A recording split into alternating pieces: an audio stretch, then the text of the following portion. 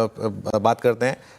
कल जो आरबीआई की स्टेबिलिटी रिपोर्ट आई उसमें एक्चुअली काफ़ी इंटरेस्टिंग पॉइंट्स थे और काफ़ी थोड़ी सी कुछ चीज़ें डराने वाली भी थी। एक बार यतिन के पास चलते हैं, उस रिपोर्ट को समझते हैं। Yatin, good morning. Good morning. और जो आरबीआई की सस्टेनेबिलिटी रिपोर्ट आई है, यहाँ हम देखें तो एक मैसेज बहुत क्लियर है आरबीआई की तरफ से कि जो नेट एनपीएज है, जो ग्रॉस एनपीएज है, यहाँ आपको बढ़ोतरी दिखेगी इनएविटेबली। पिछले 4-5 सालों में हमने एसेट क्वालिटी में लगातार इंप्रूवमेंट देखा है कोविड के बाद, और कहीं ना कहीं अभी लग रहा है कि जो बेसलाइन ग्रॉस एनपीएज है आरबीआई को के 4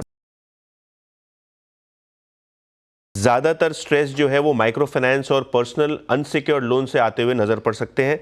खास करके अगर हम सितंबर 2024 की बात करें तो बैंकों का ग्रॉस एनपीए लेवल लगभग 2.6% था, जो अब धीरे धीरे करके बढ़ने वाला है। और आगे अगर हम देखें तो निजी बैंकों में रिटेल राइट ऑफ जो है वो तेज़ी से बढ़ सकते हैं, ऑलरेडी बढ़ रहे हैं, लेकिन और आगे जाके बढ़ने की उम्मीद है। माइक्रो फाइनेंस में स्ट्रेस क्लियरली बढ़ रहा है। आरबीआई की मैसेजिंग बहुत क्लियर है।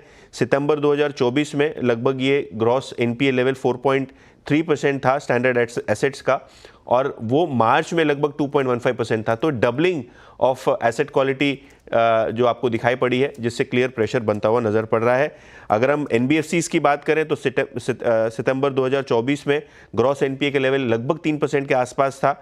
ये बढ़ता हुआ लगभग 3.5% तक जा सकता है, और आगे जाके अगर हम मीडियम रिस्क पोर्टफोलियोज की बात करें तो ये लगभग 4.7% हो सकता है। हालांकि ब्रोकरेजेस जैसे कि कोटक का मानना ये है कि जो आरबीआई सस्टेनेबिलिटी रिपोर्ट है, जो पहले फियर था उससे कम फियरफुल दिखाई पड़ रही है। इनफैक्ट इनको लगता है कि जो अर्ली वार्निंग स्ट्रेस इंडिकेटर्स हैं बहुत वरीसम नहीं है। जो ज़्यादा स्ट्रेस आ रहा है वो माइक्रो फाइनेंस से और पर्सनल लोन से आ रहा है, जो ऑलरेडी मार्केट को नोन है, और लोन डिमांड जो है वो कहीं ना कहीं थोड़ी बहुत धीमी पड़ रही है, लेकिन उसके सामने डिपॉजिट ग्रोथ भी पिकअप हो रही है। ओके, बिल्कुल। तो खैर अब कितना मार्केट ने ऑलरेडी प्राइसिंग कर लिया, इसको ध्यान रखिएगा। ज़्यादातर माइक्रो फाइनेंस स्टॉक्स अपने हाई से 40-50, कुछ केसेस में 60% नीचे हैं। इंडसइंड बैंक जैसा स्टॉक जिसका काफ़ी एक्सपोजर है, वहाँ पर काफ़ी ऑलरेडी गिरावट आ चुकी है। यूबीएस ने क्या कहा है इस पर, एक बार उसकी बात करते हैं। श्रेया के पास चलते हैं। Shreya, good morning.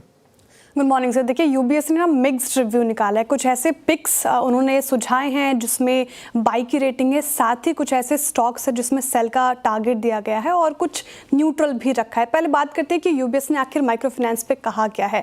तो स्ट्रेस के चलते फाइनेंशियल ईयर 2025 के सेकेंड हाफ में सुस्ती रह सकती है माइक्रो फाइनेंस में, यूबीएस का मानना है। साथ ही नवंबर में overdue cash month on month basis बढ़ा है। और वहीं अगर आप बात करें स्ट्रेस, तो स्ट्रेस के चलते फाइनेंशियल ईयर 2025 में जो ग्रोथ है वो बहुत ही धीमी रहेगी। इसके अलावा माइक्रो फाइनेंस इंडस्ट्री में डिसबर्समेंट नॉर्म्स ज़्यादा टाइटन हो रहे हैं, जिसका एक नेगेटिव इम्पैक्ट इस पूरे पर्टिकुलर सेक्टर पर पड़ता नज़र आ रहा है। साथ ही क्योंकि नॉर्म्स टाइटन हो रहे हैं तो उससे लिक्विडिटी भी घटती जाएगी, जो कि एक नेगेटिव चीज़ है इस पूरे पर्टिकुलर सेक्टर के लिए। अब आती हूँ कौन से पिक्स पे न्यूट्रल राय रखी है। उनकी बात करें तो बंधन बैंक, इंडसइंड बैंक और एयू बैंक ऐसे हैं जिस पर यूबीएस ने न्यूट्रल की रेटिंग दी है। साथ ही एचडीएफसी बैंक और आईसीआईसीआई बैंक और फेडरल बैंक यूबीएस को पसंद है, यहाँ पे बाय की कॉल इन तीन को मिली है, लेकिन एसबीआई और एसबीआई कार्ड्स को सेल की टारगेट मिला है। ओके, तो ये इस समय व्यू फाइनेंशियल स्टॉक्स पर। गौरांग जी,